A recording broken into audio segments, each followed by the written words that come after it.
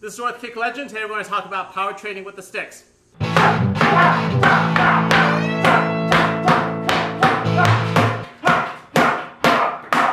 Welcome to Kick of Legend, where I help you athleticize your art and put art to your fight. You may have seen my interview with Tuhan Bill McGrath, where we talked about using the sticks as a supplement to your power training if maybe kickboxing or MMA is your primary focus, but you also have some familiarity with the Kali. It's a good way to mix up your training, and it gives your power training a different flavor. It may also spare your wrists and hands if maybe you're hitting the bag a little bit too much.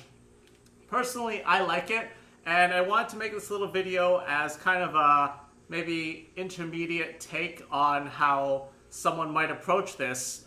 From my perspective, I'm by no means a Kali expert. It's something I'm familiar with, but I would hardly consider it my primary art. However, I think it's very useful, it has a lot of useful concepts, and it's really fun. A lot of people who train this kind of more recreationally and less seriously, a lot of times we don't hit sticks with our partner particularly hard, primarily for safety, and also sometimes people just don't want to feel that kind of pressure in a classroom where they're just going to have fun. So in your solo training, it's often useful to pick up maybe a heavier stick every now and again to get used to how that feels, and to actually hit with some actual power. I, for one, was surprised at how hard it is to do this remotely well, and we'll see that as we walk through some of the options. So, number one, I tend to take a heavier stick, a thicker stick, that I maybe wouldn't use to train with most partners, and so they'll last a little bit longer while I hit the target.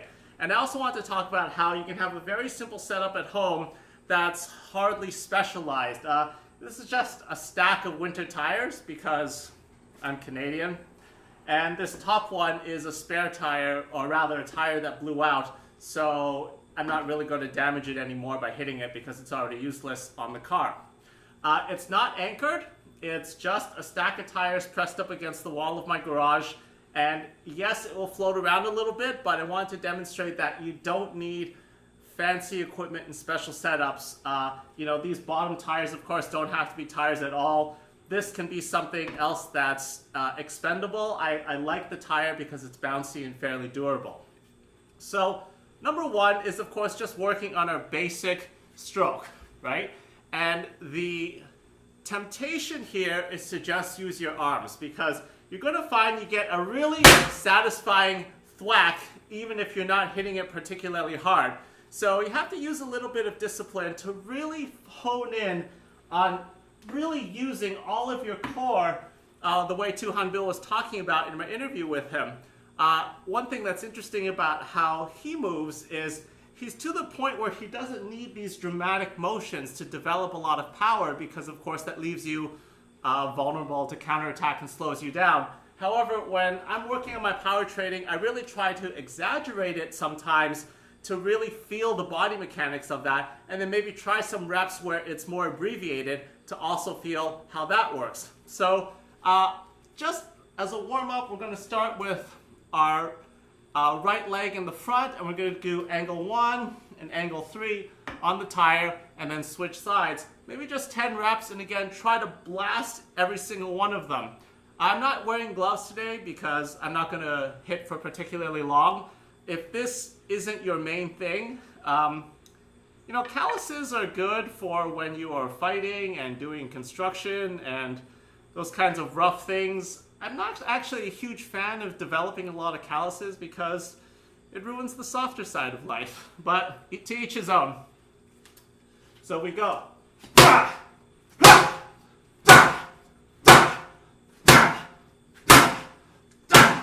And you see the tire's already sliding off, so I just take a moment to reset it. Maybe angle 3.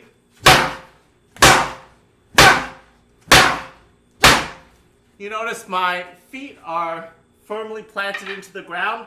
I'm not coming up onto the balls of my feet like I would maybe if I were kickboxing. And then, because it's in the corner of my garage here for the left side, I'd have to angle off a little bit so that I'm not crashing into the rear wall.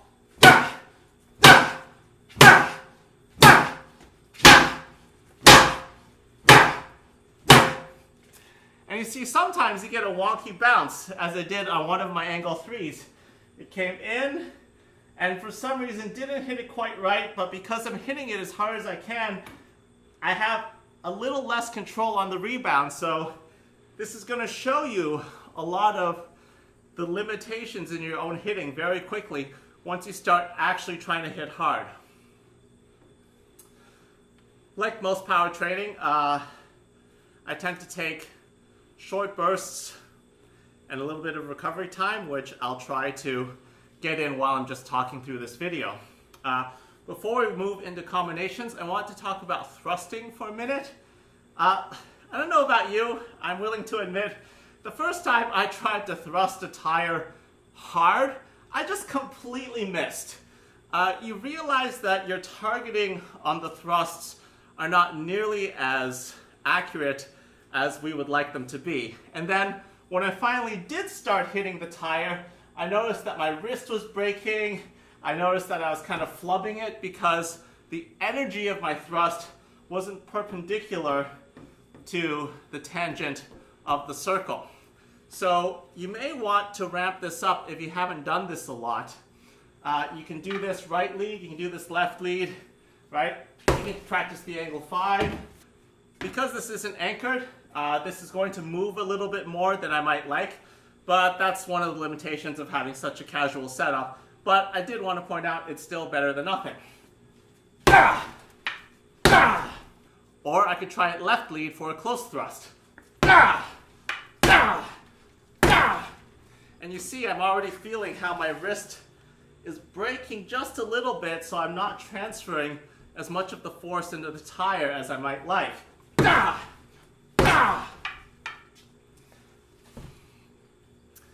And then we can hit combinations. Again, a lot of this is a mental game to really ramp up the intensity. So let's say I were doing a left strike and then a right strike.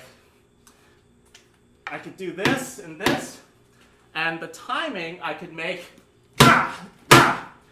or I can make it right after one another, bam,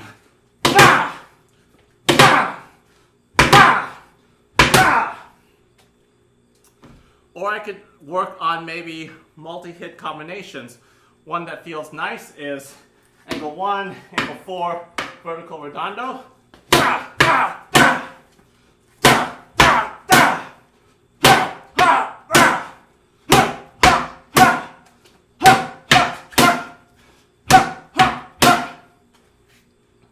And you see some of the targeting issues to make sure I don't miss actually makes me slow down because I'm not as good at this as I might like.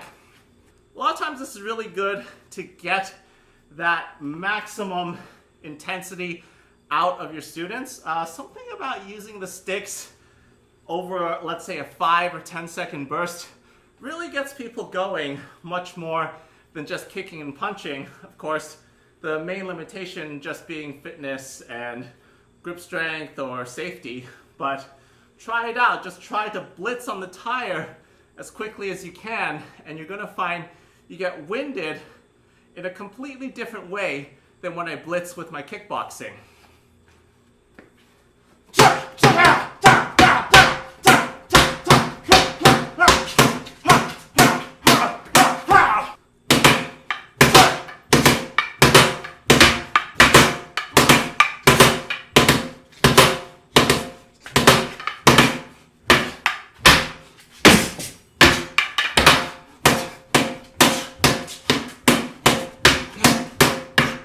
And remember, maximum core use on every strike. So I hope you found this interesting and useful. If you have the resources and wherewithal, I highly recommend giving this a try. You see, it's a different kind of cardio work, similar to when I went to KICKBOXING Fitness to work with Jason Batiste and his son Kian. You're going to find it opens up a whole different avenue of both fitness and precision. In the meantime, this is Kick Legend. Keep your chin down, elevate your striking.